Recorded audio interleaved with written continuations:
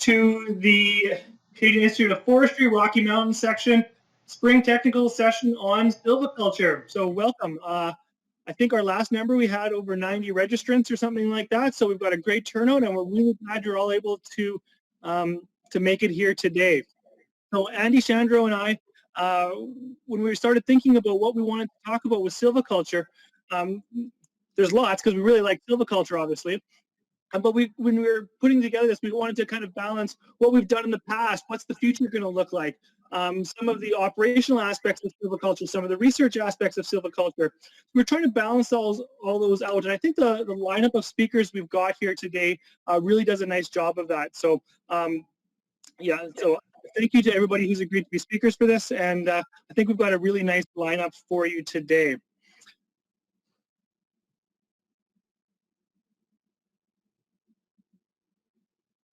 Okay. Anyways, so one thing, a couple of things about the platform that we're using. So this is the remote platform. I've used it for a few other events in the last year, so you may be familiar with it or not. But a few things to keep in mind. If you do have any technical difficulties, there is what we're calling a tech help table on the right-hand side. So you can see all those little tables. They all have names on them. There's one on the right-hand side that says tech help. If you're having problems, you can click on that table, and there'll be people there who can help you out. So throughout the course of the day, if you're having any issues, that was a place there where you can go to get some help. A few other things. What we've got is a little bit about the format that we have for today.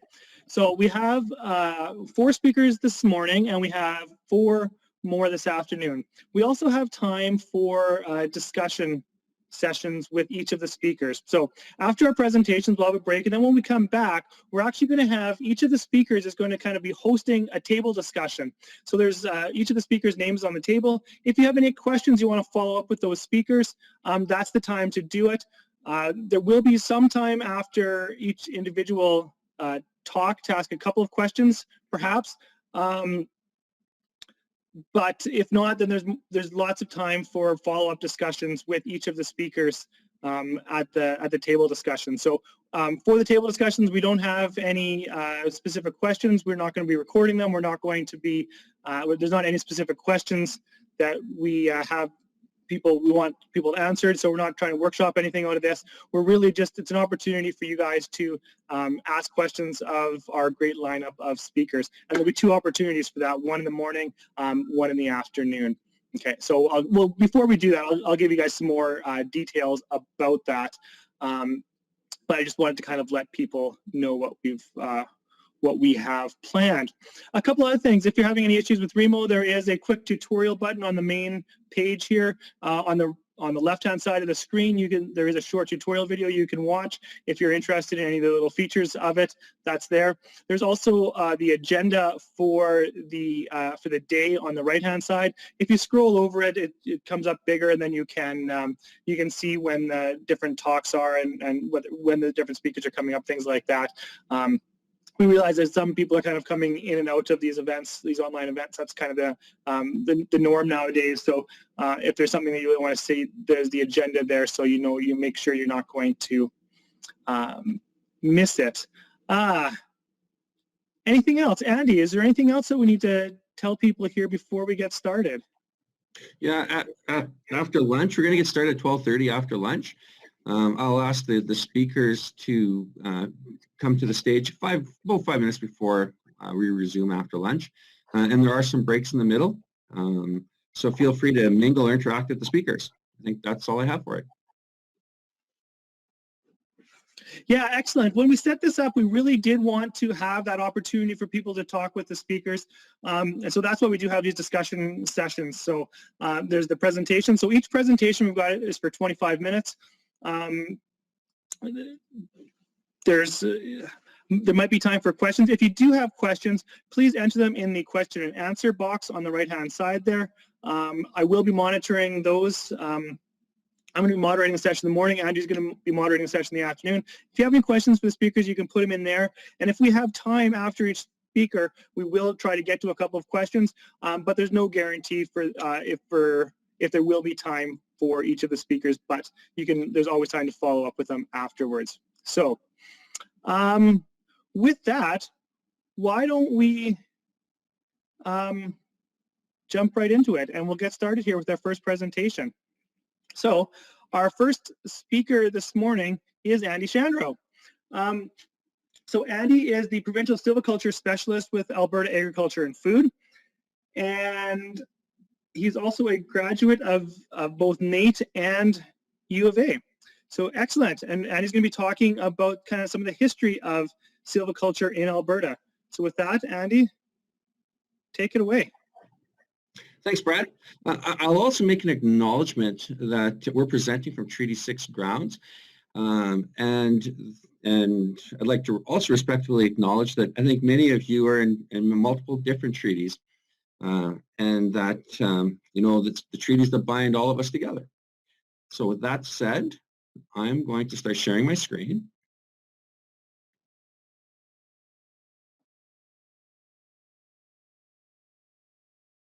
There.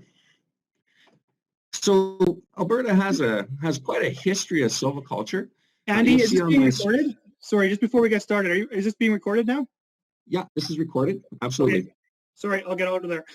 Yeah, no problem. And my presentation will be available to whoever wants it or requests it. I'm not sure how that's going to work.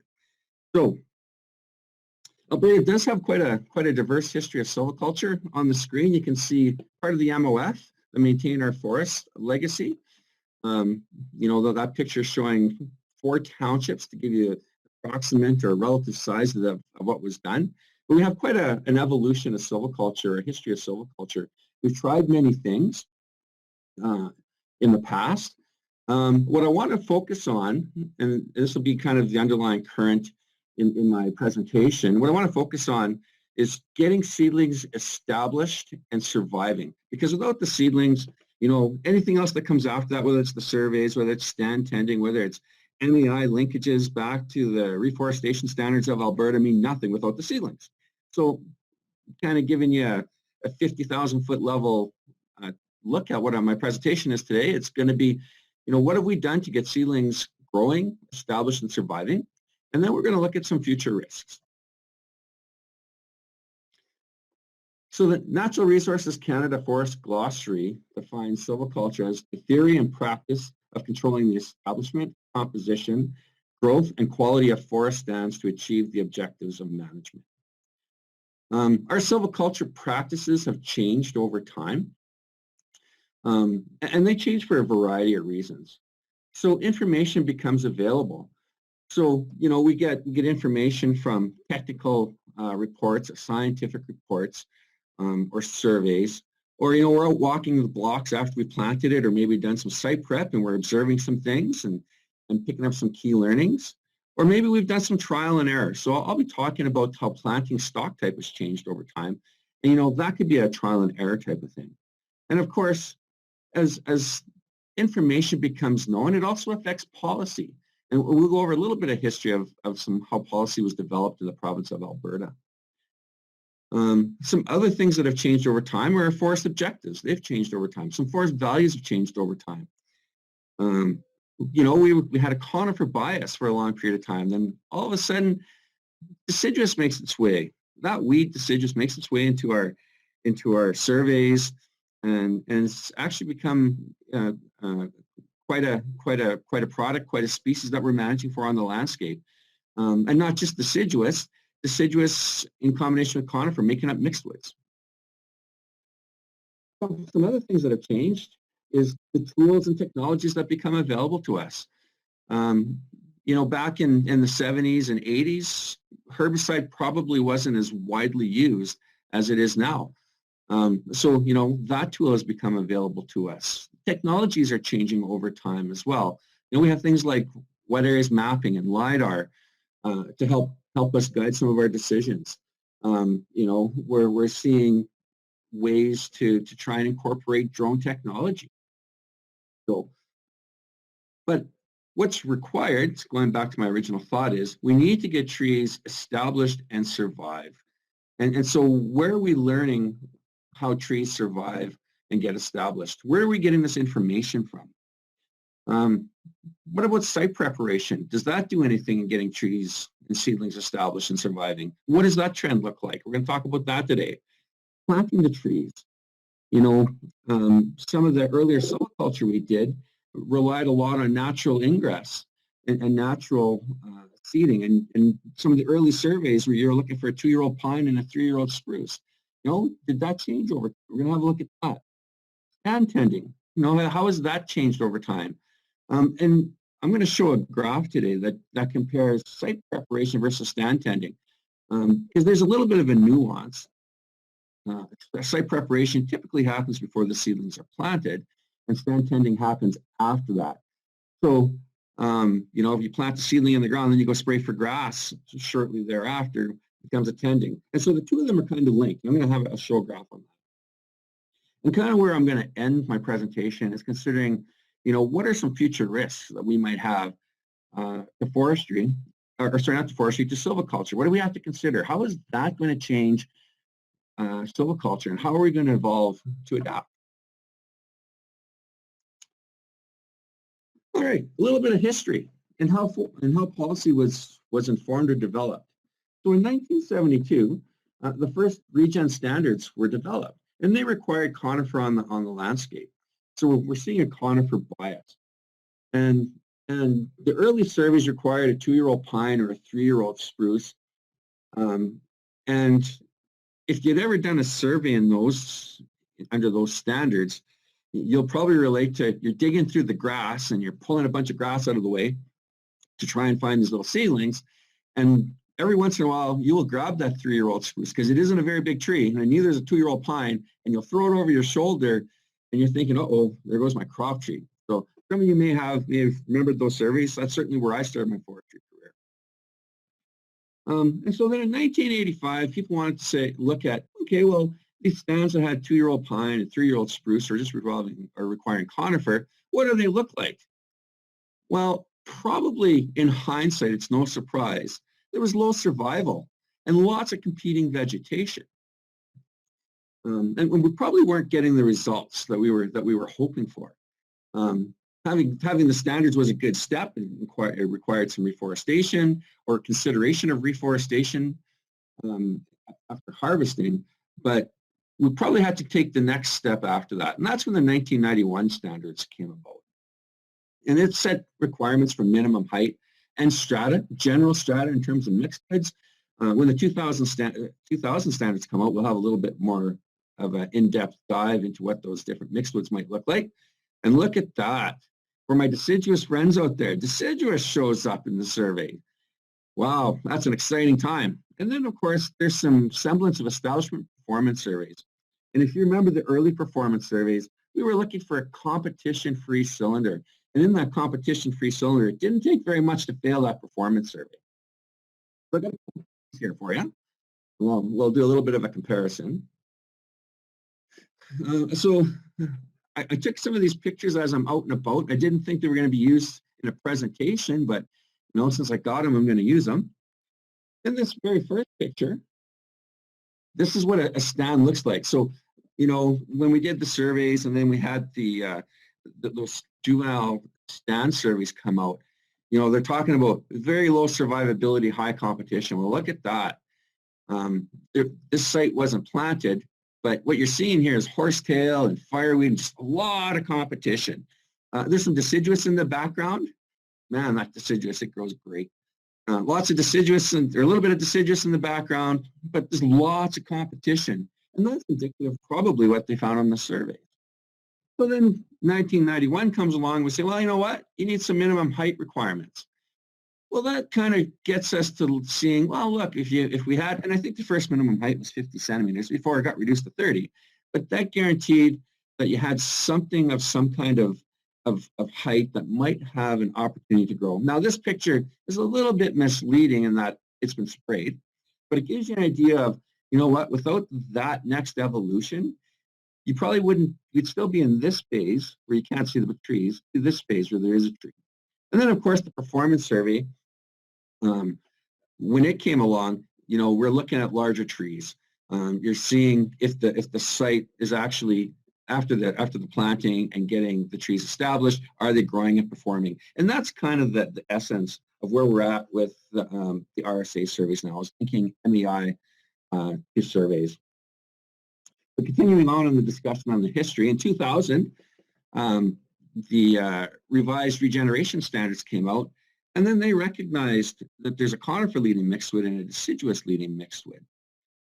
In the old standards, you might remember, for those of you that are as old as I am, that there's a condition. There used to be a conditional conifer, conditional deciduous, maybe. That I can't quite remember, but there's definitely conditional conifer, and that got replaced with a let it grow strategy, which allows you to have an under-high conifer, and you make a declaration. So you have to do a retreatment in Alberta if your survey fails within a year. But the let it grow, if you have an under-height tree that meets the minimum under-height requirements, you can make a declaration to let it grow. And then, of course, with deciduous, there is a conditionally satisfactory restock standard. So the 2000 standards are chugging along. And then there's a consortium of people that are thinking, you know what, maybe there's a bit of a better way to do surveys. So in 2005, work starts on the alternative regen standards. And kind of the goal behind that, I think, was to start linking yields to stratum. And through the work of those people in that group that got started, that led to the 2010 ARS becoming adopted as the provincial standard. It got renamed the Reforestation Standard of Alberta. And of course, with that comes the base 10 stratum and linkages to the forest management plan. Those linkages specifically are you meeting your MAI targets? And of course, there is the component of mixed woods, conifer, deciduous, stratum on the land base. Are you meeting some of those as well? So that's kind of a quick look at where we came from. And it looks like I'm about halfway through my time, which is good because it's probably right on schedule.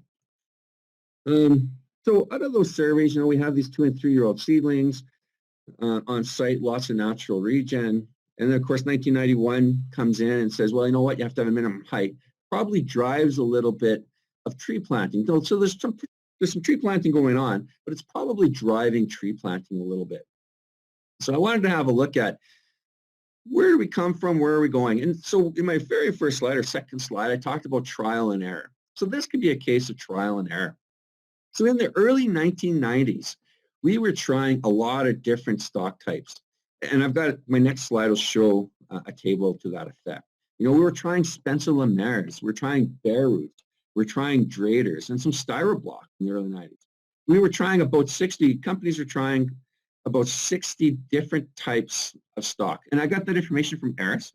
So that's sort of where I'm getting this information from for these different stock types. And then we see a migration over time. If you ever seen a Spencer Lemaire and gone back to those sites, maybe there may have been some earlier issues, maybe not. I'm not going to talk about that, I suppose. But what I can talk about is through the mid-90s, the styroblocks start to dominate. There's still lots of different stock types being tried, but we're starting to move into that 410, 412, 415 phase. And that might ring true to some of you people that have been doing reforestation for a while. Well, and you can talk to me about that in our break, but we're starting to see styroblocks dominate and copper treatment arrives. So the copper treated to the styroblock is showing up. During the 2000s, the 410s and the 412s are very popular. And there's starting to become a decrease in stock type. So we're talking about trial and error. I mentioned trial and error. People are starting to go down to 30 different types of trials and different stock types that they're trying, down from 60. And so it tells me that, people are honing into, we like these 410s, we like these 412s through the 2000s. So I got some information on what's happening currently, but I don't want to tip that hand quite just yet. I'm trying to entice you to come to my room and we can talk about it at the break. But what do you guys think is happening? Are we still in the 410, 412 phase? Maybe we're going down to the 309s, 310s. Copper was quite prevalent during the period of time, is copper still prevalent? So my next slide is going to be a table here that shows kind of the trends over time. So here you can see in the 1990s, and have a look at the far side here. You can see number of types of stock types. So we start with 56, 61, 69. As we get into the mid-2000s, we're trying less and less. It looks like we're getting satisfied with these 410s. The 410s start ruling the roost here a little bit. 412s and 415s are very common. So these are rankings, and I got the percentages here, what percentage of this type of stock is being planted. So rank 1 means that's the most prevalent being planted for that particular year. Rank 2 is 2nd, 3rd, 4th, and 5th. And so, of course, you can see in 2007, 2008, you can see that things are going to the 410s, but the number of stock types being tried are going down. So, all right, so the next slide here. Oh yeah, so this is what's getting planted. You can see that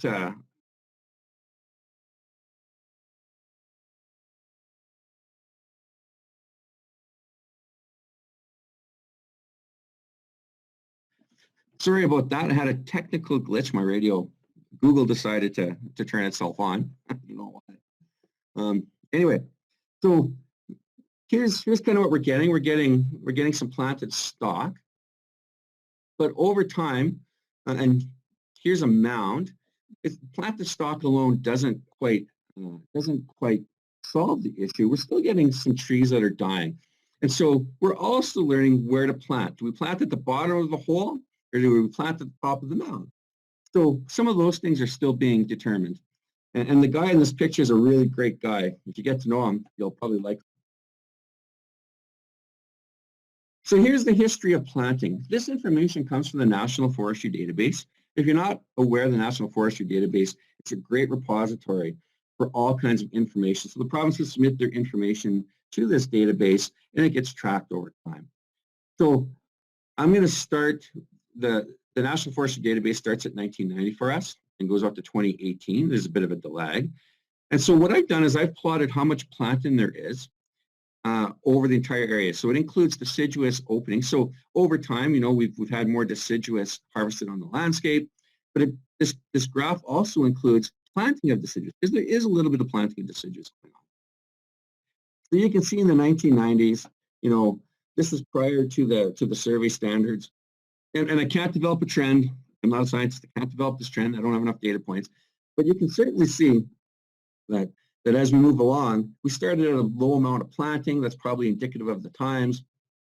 And then we start getting up and planting about 80%. That's kind of where we're at in terms of the land base, the total harvested land base. We're planting 80% of that. There are some peaks and there are some valleys. In Alberta, we do allow 2 years to treat a site. So every once in a while, maybe the peak corresponds with a dip. Now, this is a long dip, but maybe the dip is here because of the 2-year treatment rule. But, we do see increases in planting over time over area because people are probably filling in or backfilling some areas that they didn't plant in previous years. The other thing that's changed over time is planting density. So, kind of long story short, companies started planting about 1,800 stems per hectare on average. So the pine has always been planted at a little bit lower density than the spruce, probably no surprise. And then, I don't know if there's a strong correlation here, but we have in the 1990s, we have the start of the new surveys and performance surveys, and you come out here about year 14, you're like, and you see a drop down to 1,400. Maybe people are learning from their surveys that 1,800 might be a bit high, maybe 1,400 is better. There's a big spike here. So this is tree planting densities in 2016. In case somebody asks, in 2016, we had the Fort McMurray wildfire. Now, I'm just guessing. I don't know this definitively. I haven't delved into the data. But what happens when you have a wildfire in the middle of a planting season is you've probably got seedlings en route, and you got reefers coming, and you got to figure out where you're going to plant them. So you're probably sticking them in where you can find space. And so that probably is the reason why we have a spike, but I don't know that definitively. All right, so here's an example of how our values have changed over time. Look at that, that's deciduous. That warms the heart of my deciduous compatriots. I bet you right now they're like, that's a nice looking stand. And of course we got the mixed woods. And of course our conifer guys are saying, well, that probably needs a dose of herbicide. But our deciduous guys are thinking, man, that's awesome. And everyone else thinking, you know what, that doesn't look too bad. So we got the seedlings planted. We figured, oh, you know what, the 410s, the 412s are probably the best thing that we could be planting at this time. Maybe that's changed now. And so what happens to help those seedlings along? So you got the stock, but maybe some site preparation is needed. So what we see is a trend. The planting happens, but in the early years, in the 90s up to 2000, we have about 40,000 hectares of land being mechanically site prepped, and a variety of different types. Between 2000 and 2008, that dropped to about 15,000 hectares. Now, the mechanical site preparation is providing us some value of some kind. Maybe it's warming up the site, or maybe it's creating a favorable microsite. So what explains the drop from 40 to 15,000? Is it because we no longer have site limiting factors, climate change has warmed us up and we don't need to warm up the site? Maybe. But there's something that goes along with that, and that's stand tending. We have to look at the tending to get the full picture. So in 1996 to 2000, we'll see that there is a significant increase in herbicide over time. I'm going to show a graph side by side. And so there's a lot of things that could be driving that. There was a patent expiration on the use of Roundup in particular, so of your vision. And of course, we have studies coming out, and we're getting information and products licensed in Alberta. So a lot of things are happening. But here's the graph I wanted to show you. So you can see that the mechanical site prep is dropping over time. There is chemical site prep. It's staying about the same. But what I wanted to do was show you the stand tending comparison. And this is, of course, chemical stand tending. It's more than glyphosate. It includes triclopyr, mazdapyr, some other things.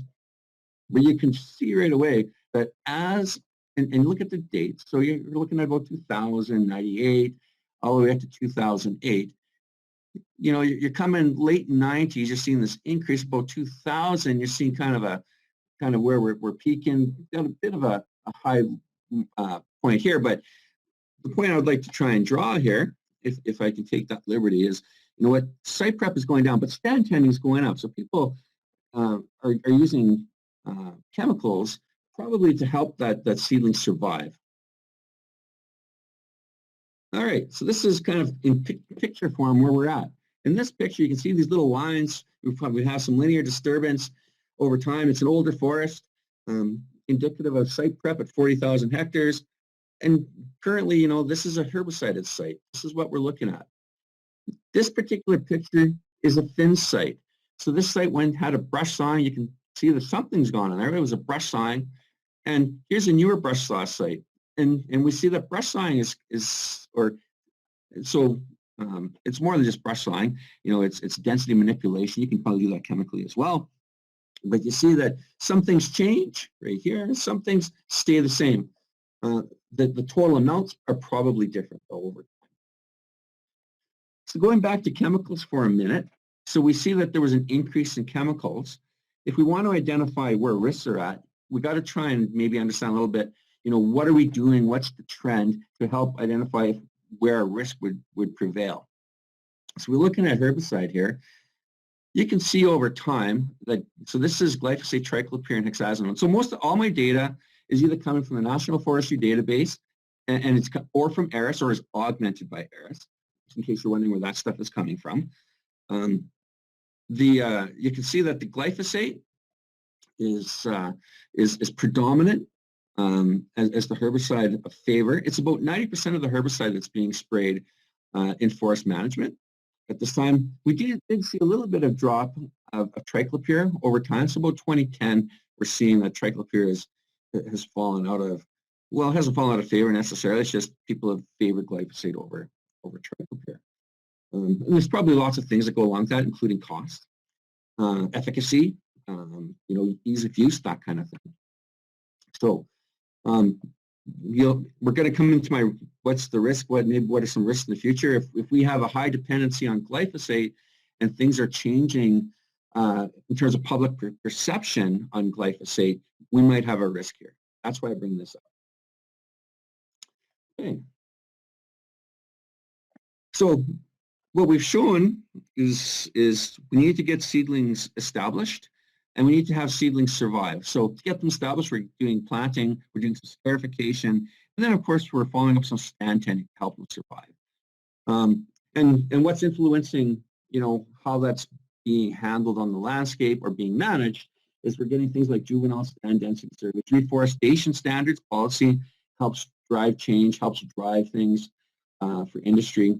Changing values over the landscape over time, like deciduous coming in is one.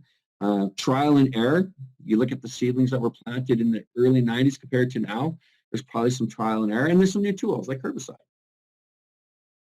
So I'm getting close. This is probably my last slide. So we're getting close to the end of the presentation. So what does the future hold? Well, we know a few things are coming, and I'm going to state the obvious. You can roll your eyes if you wish. So here's the obvious. There's going to be climate change implications. There may or may not be wildfire. That I don't know. I'm not a wildfire specialist, and I can't speak to hot or dry, but these are probably some things that we have to consider. How is wildfire going to change our landscape, and what are we going to have to do to adapt to that? In terms of hotter or drier, depending on the period of time, does not mean the top layers of duff dry out. If you're planting into that, maybe we need a longer root, or maybe we need something different with stock type. I don't know. But those are some things to consider. And maybe the type of scarification we do needs to change.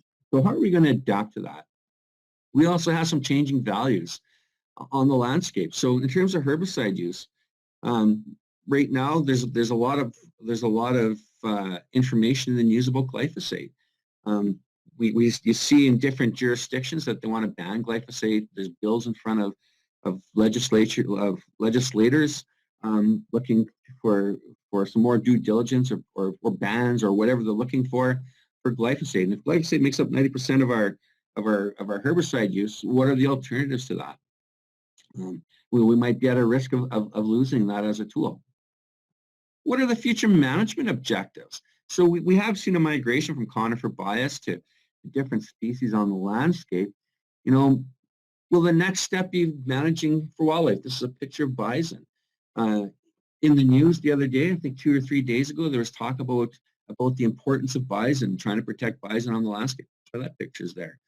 Or maybe we want to conserve or manage or look out for other values. In this case, I've got a gooseberry. I got a berry in here. Maybe berries or fruit. They could be something that could be important to Indigenous communities, important to how we manage for Indigenous concerns and values. So those could be things that we might be focusing more over time. And that is the end of my presentation. I hope you enjoyed it. I will turn it over to the moderator to help guide me along a little bit. Yeah, thank you, Andy. That was great. We got time for probably one question here. So there's a question came in from Phil Como. Hi, Andy. You provided a really nice overview. But do you have any comment on how Alberta's regeneration standards have driven silviculture activities? Boy, you're putting a government guy on a spot to talk about government policy in a public venue with 100 people. Thanks, Phil. I thought it was a great question. Yeah, so I'm going to keep it at a 50,000 foot level, and so I don't get a phone call from my supervisor very quickly saying, "What are you doing on these things?" And you're never going to go to a public presentation again. But so maybe I'll start with the elephant in the room. There's a lot of talk about maybe deciduous and conifer can grow together. And maybe policy is driving us to make decisions on herbicide and that kind of thing. So I don't want to get into that because I'll get myself into trouble. But I think at the root, the reason why we have the base 10 strata is we recognize there's values to pure conifer on the landscape, whether it's for wildlife issues. There's values for the mixed woods on the landscape. There's values for a bunch of different things. Now, that drives how people plant, where they plant, the kind of treatments that they follow up. But I think what I don't want to do is lose track of or lose sight of, that the RSA is developed to help meet MAI standards, but at the end of the day, it's trying to manage for some other values that are important on the landscape. So, you could get conifer, and I'm going to, once again, I'm going to put myself on the spot and put my head in a noose. If you wanted to manage conifer but have deciduous in the stand, it takes the rotation out a little bit longer. So you might have an aggressive rotation of 80 or 90 years for a spruce stand. Now, if you think that the deciduous and conifer can grow together and you still get conifer, and you still subscribe to the value that conifer, a pure spruce stand by itself has value, then to get that pure spruce stand, you have to go beyond 90 or 100 years. You probably got to go to 120 or 130. So that changes a whole bunch of forest management constraints and issues. So I don't want to get too much more other than that. I hopefully didn't get myself in trouble and I pulled my neck out of the noose, and hopefully didn't commit to an answer to you. That was my goal. All right, thank you very much, Andy. So that's we've got to move on to our next speaker here. But for everybody who has other questions for Andy, he will question table in a little bit here. So thank you very much, Andy.